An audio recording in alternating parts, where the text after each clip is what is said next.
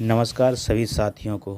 स्वागत है आप सभी का डीजीआर सिनेमा में। इसमें आप सभी को एनिमेशन कलरफुल स्टोरीज मिलेगी और बहुत ही इंटरेस्टेड मिलेंगी, लाइफ से रिलेटेड मिलेंगी। थैंक यू, धन्यवाद। चलो देख। बीवी का गुलाम।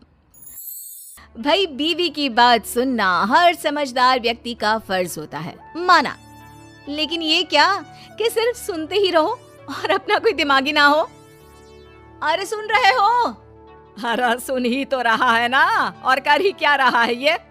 सुन रहे हो? ऐसे बोलती है जैसे मेरा लड़का बहरा हो। हाँ हाँ बस करिए अब। बहरा ही तो है आपका लड़का। बीवी की बात को जो ना सुने उसे बहरा ही कहते हैं। अरे कहाँ रह गए? सामने से दिनेश हरे रंग की कमीज के साथ पीले रंग की पैंट पहनकर खड़ा होता है। देखो, जरा देखो खुद को। माँ ने तो न जाने क्या क्या पहनाकर बड़ा कर दिया, लेकिन फैशन सेंस बीवी ही देती है। देखा क्या जच रहे हो? तभी पास खड़ी बहन आ जाती है। बस एक कमी है भैया, गले में नीले रंग का रुमाल बांध लो, फिर तो पूरा रंगारंग कार्यक्रम लगोगी। ये क्या है भैया, मतलब कुछ भी पहन लेते हो? अरे क्या पहना है ये? अब तेरी भाभी लाई है। वो रंगीला फिल्म में आमिर खान ने भी ऐसी ही ड्रेस पहनी थी। क्यों रमा, कैसा लग रहा हूँ? बिल्कुल आमिर जैसा लग रहा हूँ ना मैं? आमिर खान? वो तो आपके सामने कुछ नहीं लगता है जी।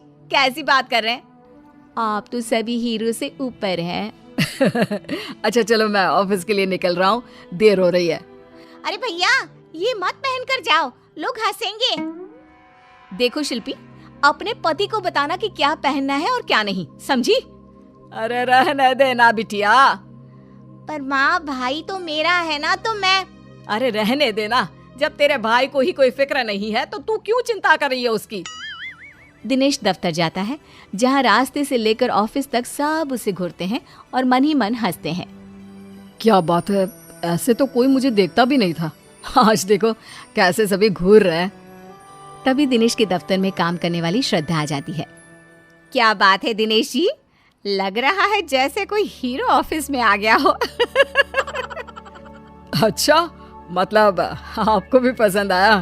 कल से ना मैं ऐसे ही ऑड कॉम्बिनेशंस पहन कर आऊंगा। आपको तो पता ही है कि मेरी नई नई शादी हुई है।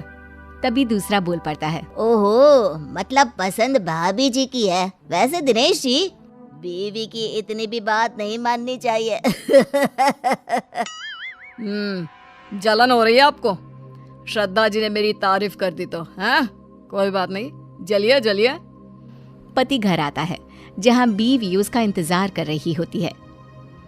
कैसा रहा आज ऑफिस में? बस मिल गई थी ना वक्त से? अरे आज तो कमाल ही हो गया। अरे दूर से ही बस मुझे देख कर रुक गई। मैंने तो हाथ भी नहीं दिया था। और फिर क्या, सभी मुझे देख रहे थे।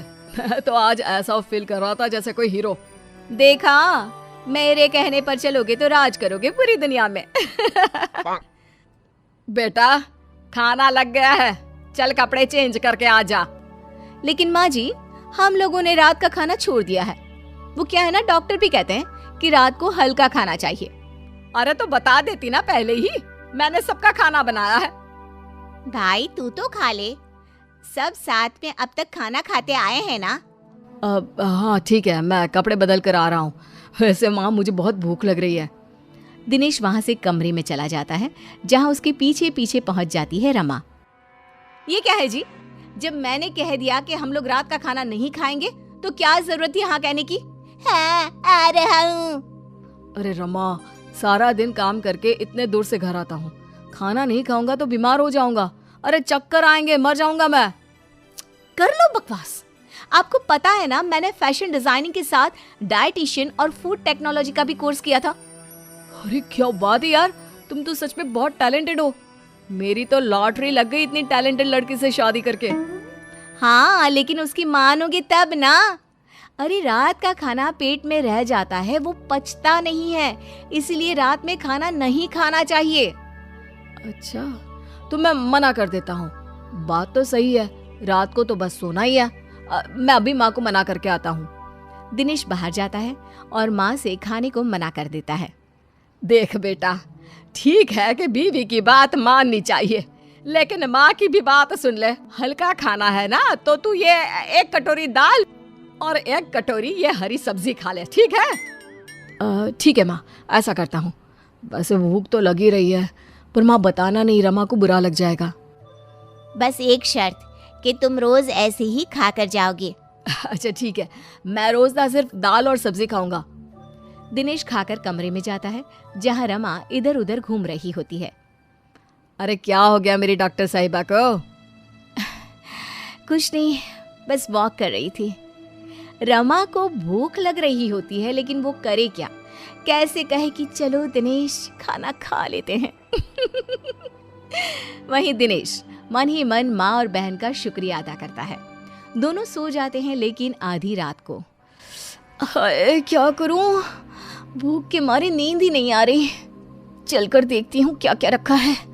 रमा किचन में जाती है, लेकिन बाहर ताला लगा होता है। हे भगवान, किचन में ताला कौन लगाता है? पानी पीकर ही सो जाती हूँ। अगले रोज जब सब नाश्ते के लिए बैठे होते हैं तो रमा, पूड़ी, एक और पूड़ी। भाभी इतना भी तला नहीं खाना चाहिए, आप तो डाइटिशियन है ना। हाँ रमा, मैंने भी मेरी सहेली मैगजीन में पढ़ा था कि ज्यादा तला खाने से फेस पर पिंपल्स निकल आते हैं। अरे बस बहू, अब नहीं, 2 से ज्यादा बिल्कुल भी नहीं। अरे कल को तेरा फेस पिंपल से भर गया तो मैं कहाँ इलाज करवाऊंगी? रमा जैसे तैसे आधा पेट खाना खाकर कमरे में चली जाती है और फिर होती है रात। माँ ला, जल्दी से दाल और सब्जी दे दे। हाँ हाँ, लेकिन बेटा बहू, अरे माँ वो डाइटिशियन है ना, उसकी आदत है भूखे रहने की, लेकिन मुझे तो तूने हमेशा खिला पिला कर पाला है। चल माँ, अब मैं चला अपने कमरे में। वहीं रमा एक बार फिर भूखी रह जाती है। दिनेश, वो तुम रात में खाना नहीं खाते हो तो तुम्हें कोई प्रॉब्लम तो नहीं हो रही है ना? दिनेश, जिसका पेट उसकी माँ के खाने से पहले से ही भरा हुआ था। नहीं तो मेरे लिए मेरी बीवी का आदेश सर आंखों पर। मैं नहीं खाता खाना, और सच्ची रमा बड़ा एनर्जेटिक फील करता हूँ मैं। रमा जिसका पेट पूरा खाली था, वो सोचती है कि कहाँ फंस गई। किसी तरह रात कटती है और सुबह। भाभी वो आज नाश्ते में छोले भटूरे बने हैं, आप तो खाएंगी नहीं, तो आपके लिए ये पालक उबाल दी है। पूरा घर बैठकर फूले फूले भटूरे खा रहा था, तभी रमा जोर से चिल्ला उठती है। नहीं हूँ मैं कोई डाइटिशियन, मुझे भूख लगी है, प्लीज मुझे भी भटूरे दे दो। मतलब तुमने डाइटिशियन का कोर्स नहीं किया है? नहीं, वो तो मैं बस तुम्हें इम्प्रेस करने के लिए। मुझे भूख लगी है। देख रमा, आज से ना अब ज्यादा होशियार बनना नहीं, समझी? माना बहू है तू, लेकिन वो मेरा बेटा है, तो आज से तू बहू बनकर रहना।